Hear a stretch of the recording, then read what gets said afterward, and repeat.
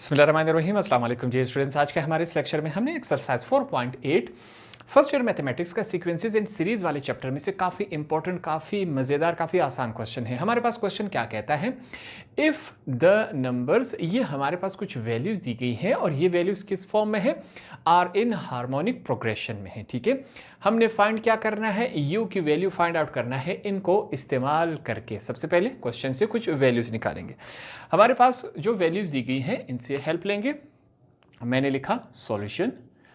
Solution के बाद सबसे पहले हम क्या लिखेंगे, हमारे पास जो वैल्यूज़ दी गई है 1/u, 1/2u प्लस 1। ठीक है, और हमारे पास क्या है 1/4u माइनस 1।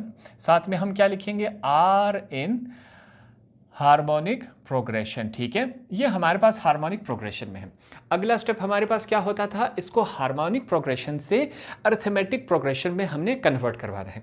इस प्रोसेस के लिए हम क्या करते हैं, जो भी वैल्यूज है इनका हम रेसिप्रोकल लेते हैं। रेसिप्रोकल का क्या मतलब है, इसी वैल्यू को उल्टा करके लिखे। अब 1/u है तो u/1 को लिखेंगे तो ये क्या है, रेसिप्रोकल है। सेम यही प्रोसेस तीनों वैल्यूज पर अप्लाई होगा। तो यहां पर हम क्या लिखेंगे, देन इस बात को आपने यहां पर समझना है, u माइनस 1, 2u प्लस 1, साथ में कॉमा है, सॉरी नीचे क्या है 1 है, 4u माइनस 1, नीचे क्या है 1 है। अब हमने हार्मोनिक प्रोग्रेशन का जब रेसिप्रोकल लिया तो ये इस फॉर्म में आया। साथ में हम क्या लिखेंगे, आर इन अरिथमेटिक प्रोग्रेशन। अब ये किस में कन्वर्ट हुआ, अरिथमेटिक प्रोग्रेशन में। इससे पहले हम एक रूल सीखते आ रहे हैं कि मैथमेटिक्स में जहां पर कुछ नहीं होता वह हम समझते हैं 1 है। इस वजह से यहां पर हम नीचे वाला 1 नहीं लिख रहे। क्यों, जहां पर कुछ नहीं होगा वह हम क्या समझते हैं 1 है। इस वजह से मैं नीचे वाला 1 बिल्कुल लिख ही नहीं रहा। यह कॉन्सेप्ट क्लियर हो गया आपको। अब आगे यहां पर मैं एक जुमला लिख रहा हूं, इसको समझिए। मैं लिख रहा हूं, in arithmetic progression common difference between successive, spelling check कर लिया बाद में, successive terms remain same so, तो ये हमारे पास किस फॉर्म में बनेगा। अब ये हमने वो बात लिखी है, हमने सीखा था कि अरिथमेटिक प्रोग्रेशन में हमारे पास जब इन दोनों वैल्यूज का डिफरेंस लिया जाए या इनको डिवाइड करवाया जाए, इसका आंसर और इन दोनों का आंसर हमेशा सेम आना चाहिए। यही बात यहां पर मैंने इंग्लिश में लिखी है। इन अरिथमेटिक प्रोग्रेशन कॉमन डिफरेंस, इन दोनों का डिफरेंस, और सक्सेसिव, इन इसके बाद आने वाला, इन दोनों का डिफरेंस हमेशा क्या होना चाहिए, रिमेन सेम होना चाहिए। ये अरिथमेटिक प्रोग्रेशन में ये बात हमने सीखी थी, यहां पर अप्लाई करते हैं। हमारे पास क्या है, सबसे पहले हम लिखेंगे 2u प्लस 1। ठीक है, ये पहला टर्म हो गया, इससे हमने माइनस करवाना होता है, दूसरे टर्म से हमने माइनस करवाना होता है पहला टर्म, ये हमने करवाया। सेम यही काम इस टर्म से ये वाला माइनस करवाएंगे, हम ये काम करते आ रहे हैं। तो हम लिखेंगे 4u माइनस 1, माइनस हो रहा है किससे, 2u प्लस 1 से। ये बात क्लियर हो गई, इसको सॉल्व करते जाएंगे। 2, अब ब्रैकेट खत्म करेंगे, हम लिखेंगे 2u प्लस 1, क्योंकि ये इसके साथ मल्टीप्लाई नहीं हो रहा, बीच में साइन है इस वजह से, माइनस u हमने लिखा। यहां पर चेक करें, 4u minus 1 minus plus minus 2u minus plus minus 1। ठीक है, ये वैल्यू बन गई।